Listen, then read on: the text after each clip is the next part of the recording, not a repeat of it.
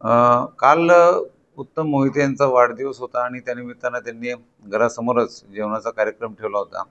त्यावेळेला त्यांचे काही घरातील सदस्य, नातेवाईक, जवळचे मित्र आणि इतरही काही लोक त्या ठिकाणी होते.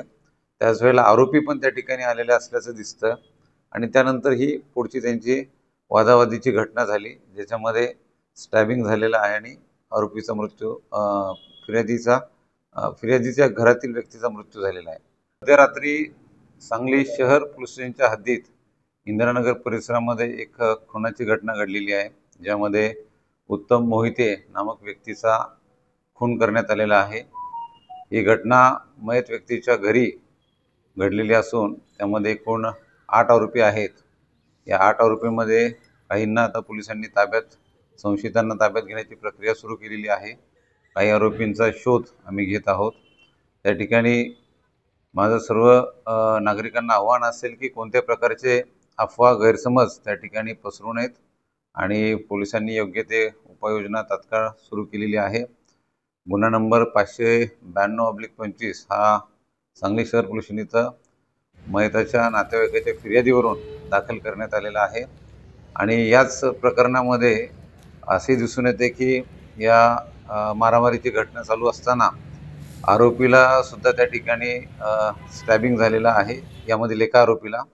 आणि आज सकाळी त्या आरोपीला सुद्धा डॉक्टरांनी मृत घोषित केलेलं आहे. असं याच एका घटनेमध्ये 2 व्यक्तींचा मृत्यू झालेला आहे आणि त्या ठिकाणी पोलीस अधिकचा सखोल तपास पण करत आहे. प्राथमिक माहिती बघता त्याच्यामध्ये आरोपींचं आणि मयताचं जुनं भांडणही असल्याचं दिसतं आणि त्यावरून हा खून झाल्याची शक्यता आहे. साध्या शेख याचा जमावाच्या मारहाणीत मृत्यू झाला की नेमकं कशामुळे?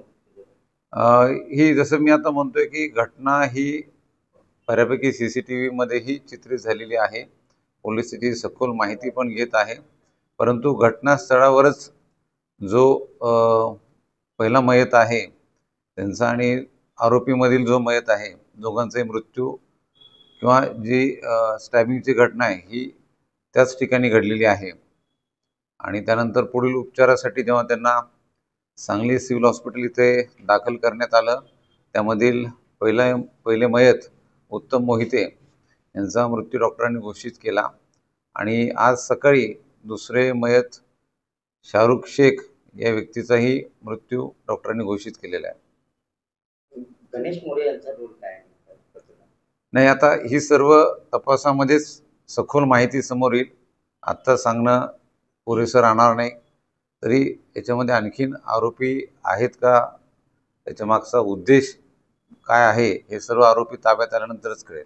नातेवाईकांनी गणेश मोरे यांनी त्याच्या समर्थकासह घरात घुसून हत्या केली असा आरोप केलेला आहे. त्या ठिकाणी तात्काळ सांगली शहर पोलीस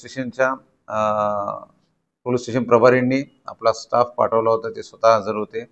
योग्य तो पोलीस बंदोबस्तही ठेवण्यात आला होता. त्याचबरोबर हॉस्पिटलची सुरक्षा यंत्रणा पण त्या ठिकाणी होती. सर्व CCTV फुटेज आम्ही तपासत आहोत, पण त्या ठिकाणी असं काही प्रकार घडल्याचं सध्या तरी माहिती नाही आहे.